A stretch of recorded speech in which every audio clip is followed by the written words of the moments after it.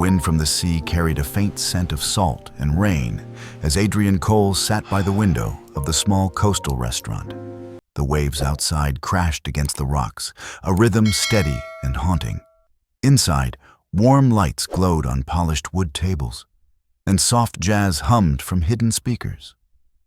Adrian adjusted the cuffs of his navy shirt, checked his watch, and sighed. He looked like a man in control, tall, sharp-featured, and calm. But under that surface lived a quiet storm. It had been 3 years since the accident. 3 years since he'd lost his fiancée, Claire, in the boating collision he could never forgive himself for. He hadn't dated since. But his business partner had insisted. "One last blind date, Adrian. You need to move on." So here he was, in a place he didn't belong, waiting for someone he didn't want to meet. "This is the last one," he muttered to himself, lifting his untouched glass of water. "After tonight, no more pretending." The door opened, and a soft breeze swept in. Adrian looked up. A woman entered, mid-30s, wearing a deep green dress that fluttered slightly with the wind.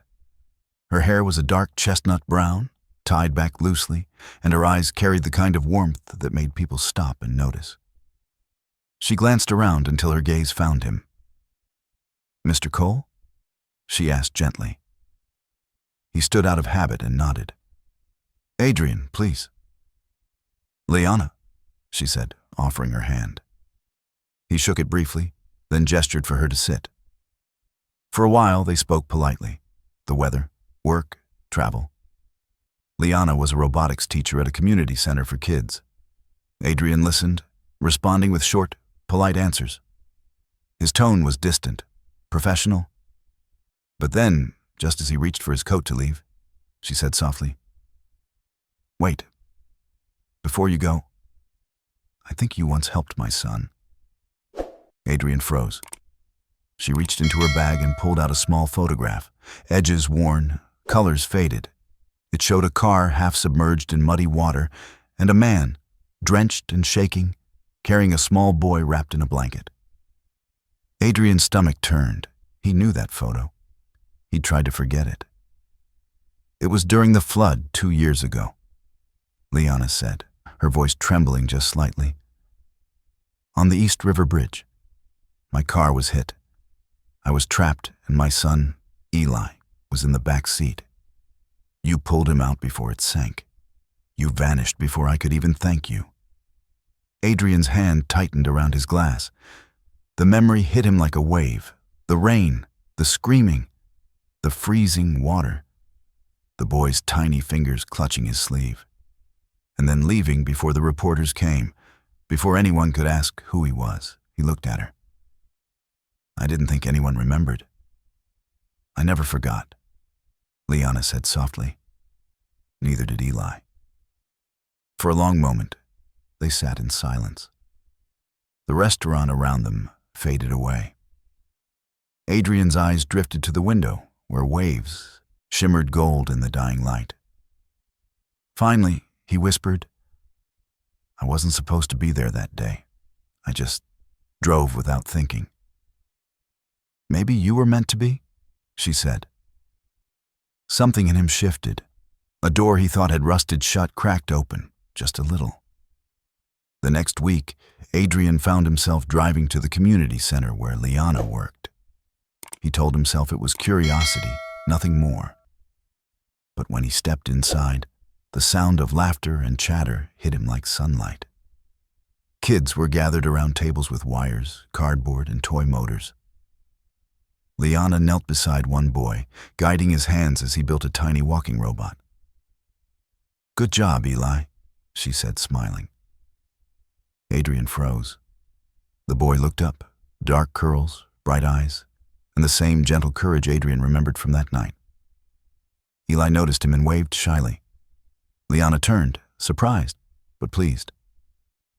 "Adrian, you came?" He nodded, suddenly awkward. I wanted to see what you do here." She showed him around, The broken computers, the cracked tiles, the shelves filled with half-finished projects. It was clear she was doing everything with love, but not much money. "That's our dream Look at this corner," light, Adrian. We can she said, restore these pointing to a chairs, dusty storage open room. up the space. It's going to be absolutely "Someday, beautiful." I want to Yes. turn it into a Yes, I real think you're innovation right. lab, a place where kids can build, imagine, and believe in themselves." Adrian said nothing, but that night, he couldn't sleep. He sat at his desk, staring at blueprints until dawn. 3 days later, Liana returned to the center after work. When she unlocked the door to the dream corner, she froze. The entire room had been transformed.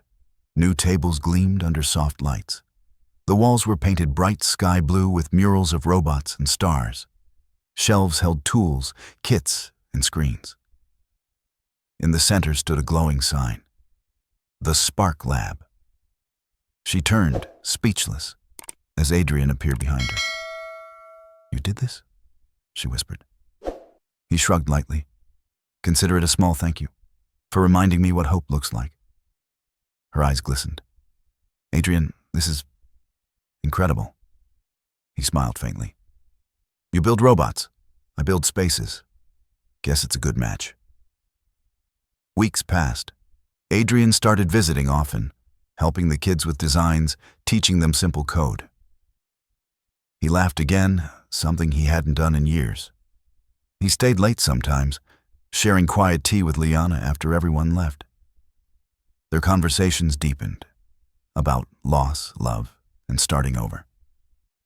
But one afternoon, a sudden scream shattered the calm. "Eli!" Liana's voice was pure panic. She raced toward the elevator shaft where the boy had gone moments earlier to fetch paint. The old elevator had jammed mid-floor.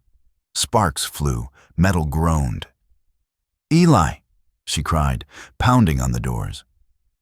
Before anyone could stop him, Adrian forced the panel open, crawled inside the narrow space, and climbed up the shaft. His hands bled as he pried the doors apart. "Eli, it's okay," he shouted. "Don't move." With one hard pull, he yanked the child free, shielding him as debris fell. They landed on the floor with a thud, coughing, shaking, but safe. Liana ran to them, tears streaming. She hugged Eli tightly, then looked at Adrian. His arm was bruised, shirt torn, but his eyes were alive again. "You came again," she whispered. He smiled weakly. "Guess I don't know how to stay away from trouble." Days later, Liana found him sitting on a bench near the pier, sketchbook open on his lap. He was drawing a home, bright and open, filled with warmth. "You disappeared again?" she teased softly, sitting beside him. He looked down. "I didn't mean to. I just needed to think." "About what?" He turned to her. "About how I've spent so long building walls, and how you and Eli make me want to build doors instead." Liana's breath caught. She reached out, her fingers brushing his. "You don't have to do it alone anymore." For a long moment, they said nothing.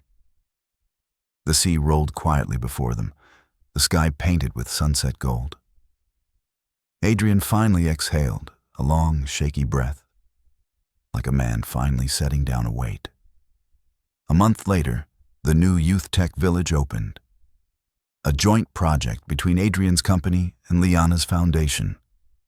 Rows of bright homes and labs lined the street, buzzing with children's laughter. Reporters and families gathered as Adrian stepped onto the small stage. His voice was calm, but his hands trembled slightly as he spoke. "Sometimes," he said, "we think we're saving others. But it turns out they're the ones saving us." He looked at Liana and Eli in the crowd. Then he called them up. Eli ran forward, grinning. Adrian knelt, holding out a small silver pendant shaped like a circuit. "For you both," he said softly. "A reminder that some connections are meant to last." Liana's eyes shimmered. "Adrian," he smiled. "You rebooted my life, Liana. I want to spend it with you." The crowd erupted in applause. Eli wrapped his arms around them both, shouting, "Family update complete!" Laughter broke out. But for Adrian, all he could hear was the heartbeat of the woman beside him, and the joy of the little boy who had once been just a stranger's child. Under the open sky, surrounded by people, love, and light, Adrian Cole finally found his way home.